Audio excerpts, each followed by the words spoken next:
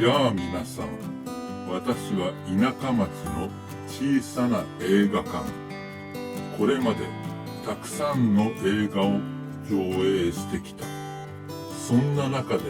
いくつか紹介していこう。今日は2本。1994年、ティム・バートン監督作品、エド・ウッド。そして1957年にエド・ウッドが監督したプラン9 from Outer Space だ。史上最低の映画監督と呼ばれた男を描いた映画と、実在の彼自身が撮った映画の両方を語ろうというわけだ。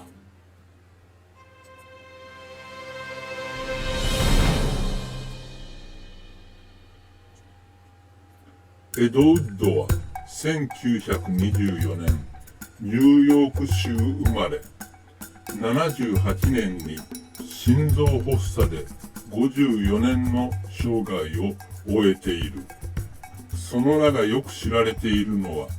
53年の長編初監督作品、グレンとグレンダから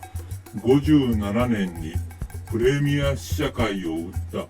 プラン9 from Outer Space までの作品を通じてで、映画エド・ウッドでもこの期間を描いている。ハリウッドで使い走りとして働いていたエドは、男から女に性転換したクリスティン・ジョーゲンセンの実話の映画化が企画されていることを知る。エドには女装癖があり、自分こそ監督に適任と売り込んだ。同じ頃、彼は子供の頃からの憧れだった怪奇映画スター、ベラ・ルゴシと知り合う。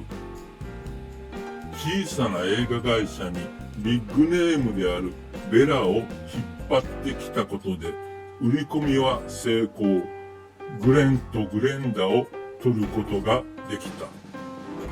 その後、薬物中毒のベラの面倒を見ながら、自らのプロデュースで怪物の花嫁を取り上げる。間もなくベラは亡くなり、エドは生前の彼を撮ったわずかなフィルムを手に、野心的な SF 映画の制作に取り掛かる。その頃の彼の周りに集まった個性豊かな人物たちを総動員して、伝説の最低映画プラン9 from Outer Space の誕生だ。まず何よりエドを演じるジョニー・デップの生気あふれる演技が見ものだ。猪突猛進型にして子供のように無邪気な感激や、そして女装好き。そんなエド・ウッドの人物像を見ているだけで楽しめ、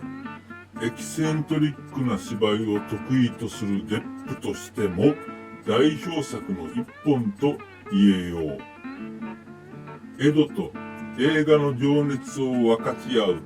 ベラ・ルゴシ役のマーティン・ランドーも素晴らしい。本作でアカデミー助演男優賞を受賞。この映画はエドとベラという年の離れた二人の涙を誘う交流物語でもあるのだ。サラ・ジェシカ・パーカー、ビル・マーレーなどその他の出演者もすべてよく、ティム・バートン監督の役者の撮り方のうまさが堪能できる。撮影監督ステファン・チャプスキーによる見事な白黒撮影も本作を第一級のものにしている。さて、では実在のエド・ウッドが作った映画で一般的には最も有名なプラン9 from Outer Space はどうか。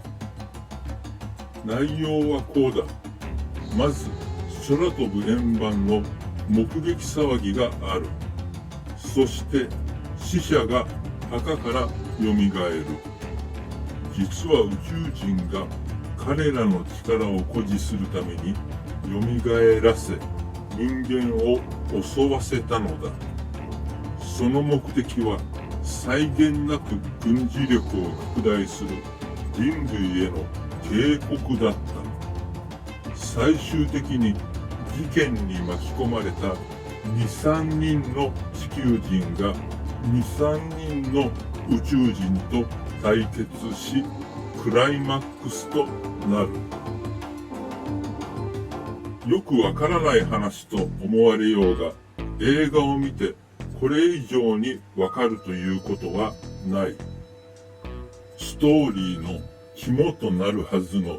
死者を蘇らせることに何の意味があるのか、納得できるほどの説明はない。ただ、SF と怪奇を強引につなぎ合わせて、おどろおどろしい見せ物映画を作ろうという狙いはわかる。ひどいのはお話だけではない。人物が棒立ちの演出、緊張感を削ぐ無駄なセリフ、何度も使い回される同じフィルム、そしてお金のなさを隠そうとしないこと。旅客機のコックピットはベニヤ板とカーテンで作られ、薄っぺらい円盤はふらふらと揺れる。この映画はメドベッド兄弟による本、ゴールデンターキー賞などで史上最低の映画と呼ばれ、逆にそれゆえカルト扱いされている。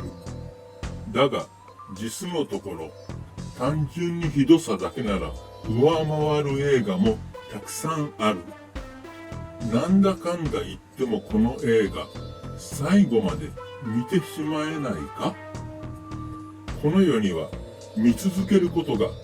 普通でしかない映画が山ほどあるのだ。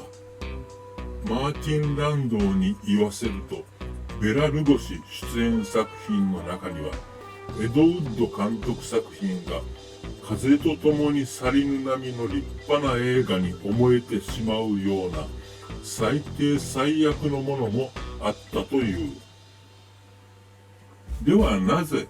史上最低の映画と呼ばれるのか。それは最低ということでもいいから1位にしたくなる魅力があるからだ。お金も才能もなくてもとにかく自分はこういう映画を作りたいという懸命な手作り感に満ちているし、子供の頃に怪奇映画、SF 映画から受け取ったゾクゾクするような感覚が下手であるがゆえに生のままむき出しで現れている。作り手のこれでいいんだという確信が伝わってくる。だから話を映画エドウッドに戻すと、プラン9 from Outer Space を見た後ならば、その映画のワンシーンワンシーンをエド自身が感激しながら撮っている様子にこっちも感激してしまう。逆にエドウッドを見た後にプラン9を見たら、どんな風に出演者をかき集め、どんな思いで撮っていったかがわかり、興味深い。とはいえ、もちろんエドウッドはプラン9のメイキングのドキュメンタリーではない。ジョニー・デップ主演の作られたドラマだ。真実をベースにしつつ、面白くするための嘘も交えているだろう。しかしそれはエドウッドにふさわしいことではないか？映画の嘘の魅力にどっぷり浸ったエドウッドの人生をドラマとしての嘘混じりで映画化することは江戸の精神的な意味合いにおいては真実に迫ることではないか。そしてベラルゴシもまた自分を魔人という嘘の存在に染め上げた役者だった。映画エドウッドでベラの魔人の動きをエドが学ぶように真似る場面は素晴らしい。こうして映画の嘘の世界への情熱はベラからエドに伝えられた。そしてティム・バートンにも伝えられ、ティムは映画を通じてこの愛すべき二人の肖像を描き上げたのだ。さて、今日のお話はこれでおしまい。次回は何を語ろうかな？それではまた会おう。